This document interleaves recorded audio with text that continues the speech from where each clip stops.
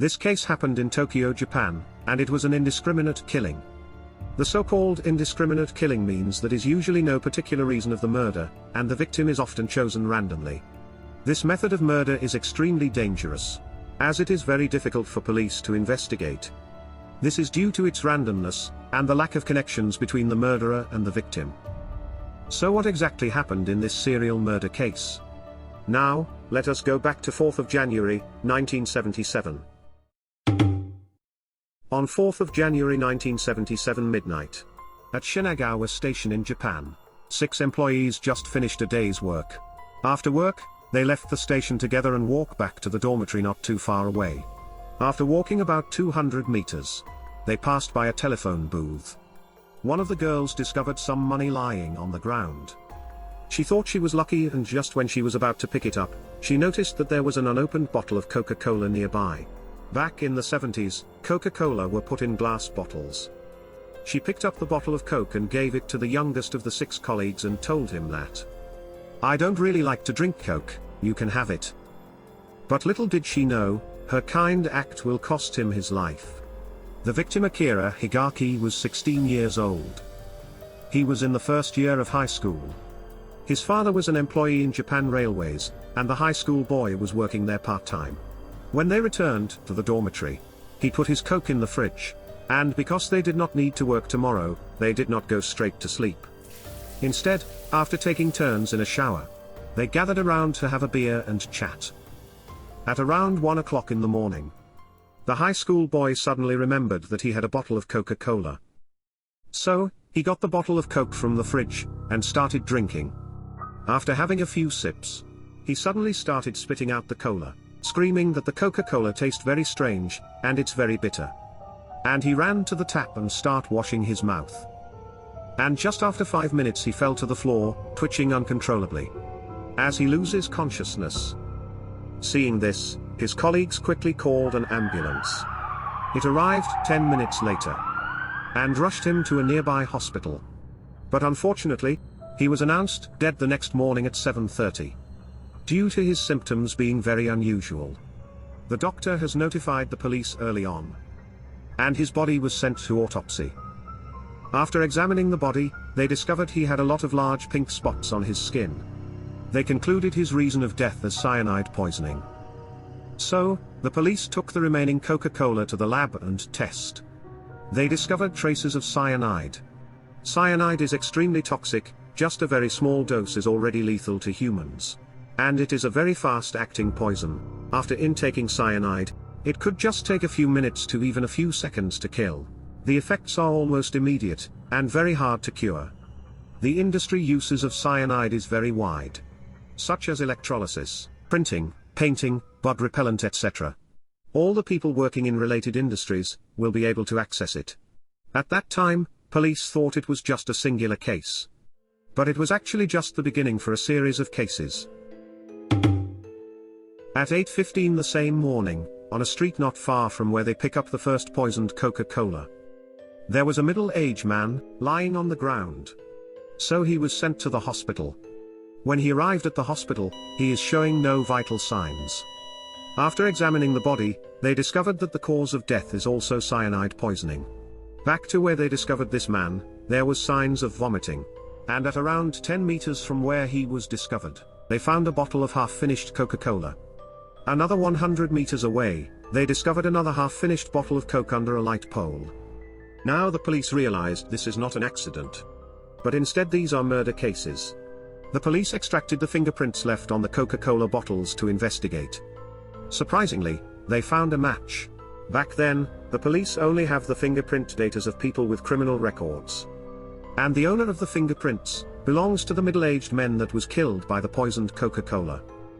This man, aged 46, have been arrested for 2 times due to theft. He is currently wanted for a fraud case, and was already in hiding for 13 years.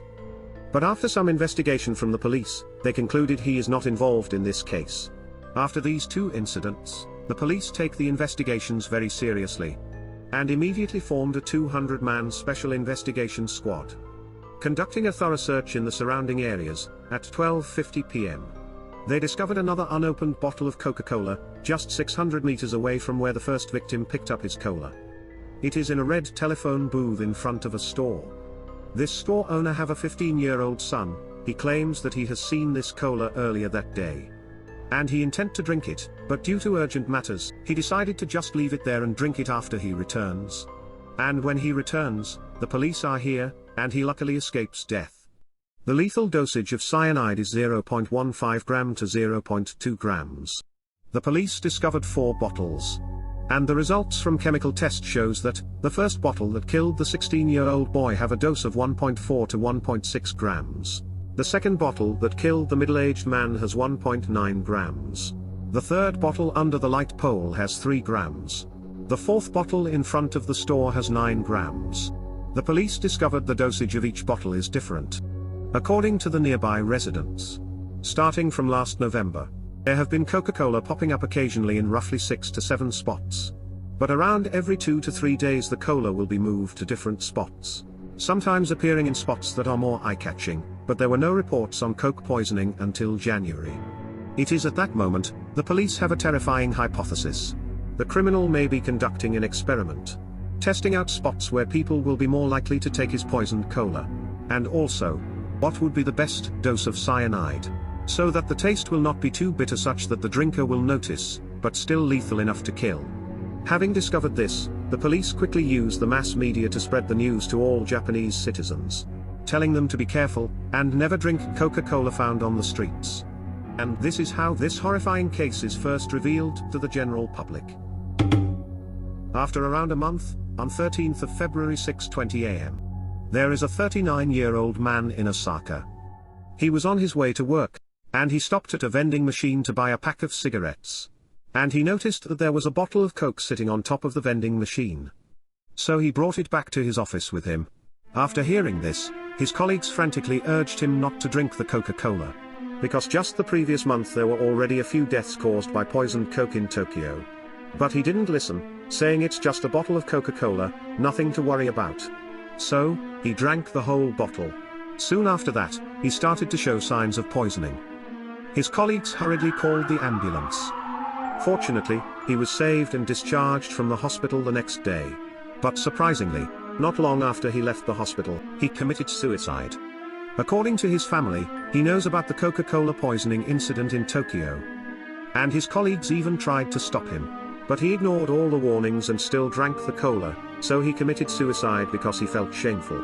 There are a lot of mysteries surrounding his death. Because logically speaking, although this may be shameful and embarrassing, it is still not a strong reason to commit suicide. Since the motive for committing suicide is relatively low, and also because some of the symptoms he shows does not match cyanide poisoning. The police suspects that the serial killing case may somehow be related to him. But after investigating the case, the police couldn't find any evidence to support this theory. On 14th of February, Valentine's Day, at an underground mall, a 43-year-old man discovered a box near the stairs. Opening it, it contains 40 packs of chocolate. Because he knew about the poisoning Coke incident not too long ago, he did not eat the chocolate. Instead, he called the police as he suspects it may be poisoned. After the police arrives, they are not sure if it also contains poison as well. After all, it's Valentine's Day. There may actually be someone who accidentally left the chocolate here. So, the police treated it as a lost item. After a long time, there is no one reporting they have lost the chocolate. So the police returned it to the manufacturer. After the manufacturer took it back, they noticed the chocolate have signs that the chocolate have been tampered with. Because of this, they conducted a chemical test, and they discovered the chocolate contains cyanide. But more surprisingly, in every box of chocolate contains this line: "Let the divine retribution rain on the proud and ugly Japanese." The words are printed on the box, and the police could not get any clues from that.